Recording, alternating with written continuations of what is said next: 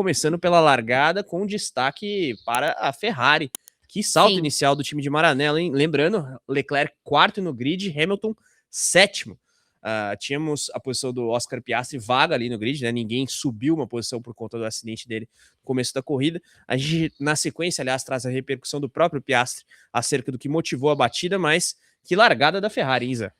Comprovando tudo aquilo que a gente já estava suspeitando, né, Carlos, desde da pré-temporada, quando a gente teve aquela primeira simulação de largada lá no Bahrein. Todo mundo ficou muito surpreso com o tempo de reação, principalmente dos carros com motor Ferrari e a Ferrari em si, né, a equipe Ferrari.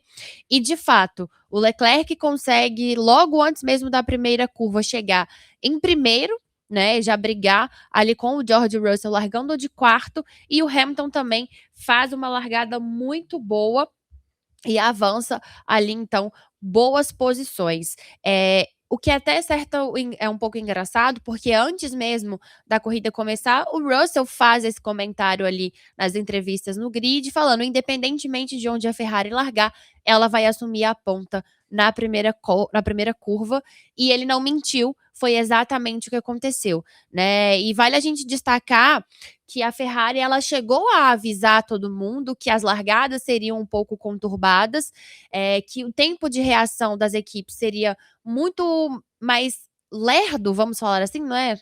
A palavra me fugiu aqui, mas seria um pouco mais lento, na verdade, exatamente pela falta do MGU K ou K. Isso, o MGU-K. Então ela encontrou uma forma de fazer com que esse turbo lag, né, ele fosse muito menor, que foi ali o turbo menorzinho, que estão chamando de turbininha da Ferrari. Ela conseguiu, então, tirar essa desvantagem pela ausência do MGU-K e realmente se comprovou nessa primeira corrida, né? O que Leclerc e Hamilton fizeram assim que largaram foi exatamente aquilo que a gente conseguiu ver durante os testes de largada na pré-temporada.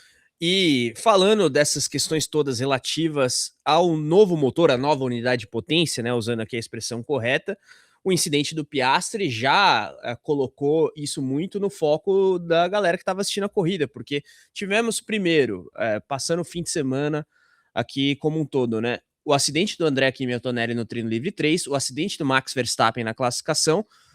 Depois do incidente do Oscar Piastri, a gente teve o abandono do Hülkenberg também pré-largada, mas analisando o que rolou com o Piastri ali naquela volta de instalação, a ida ao grid, né, que é anterior, aliás, à volta de formação ou à volta de apresentação, como queiram, ficou estranho. Primeiro, era evidente que ele passava com a roda pela zebra, mas também não estava numa velocidade tal que, digamos, propiciasse aquela chicotada que o carro deu e ele perde o controle e bate.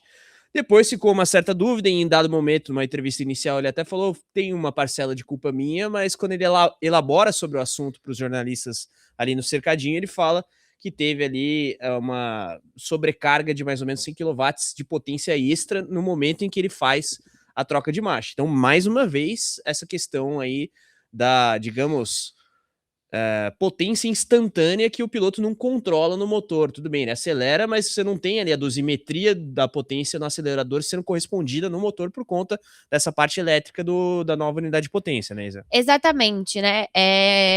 Muitos jornalistas, né, de fora estão usando isso como um problema de software. E o carro acaba ricocheteando, né? Acho que eu falei essa forma certa, mas vocês entenderam o que eu quis dizer.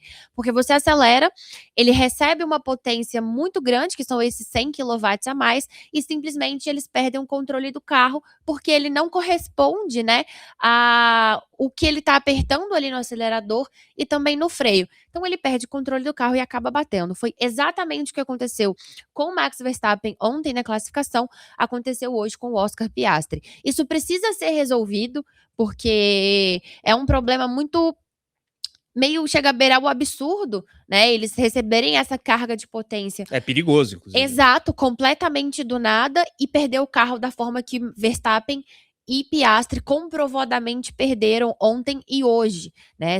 Foram dois acidentes muito feios. O Verstappen até correu o risco de machucar a mão, porque ele foi pego de tão surpresa que ele não conseguiu tirar a mão do volante na hora que o carro bate. E hoje o Piastri, com total controle do carro, acaba passando por essa situação não estava nas mãos dele, né? Algo que vem completamente do nada e tira ele da corrida de uma forma totalmente inesperada. Então, assim, isso precisa ser resolvido, porque é perigoso, sim, porque são acidentes bem feios, são acidentes de muito impacto e de uma forma que realmente não está no controle dos pilotos. Então, isso precisa ser calibrado o mais rápido possível.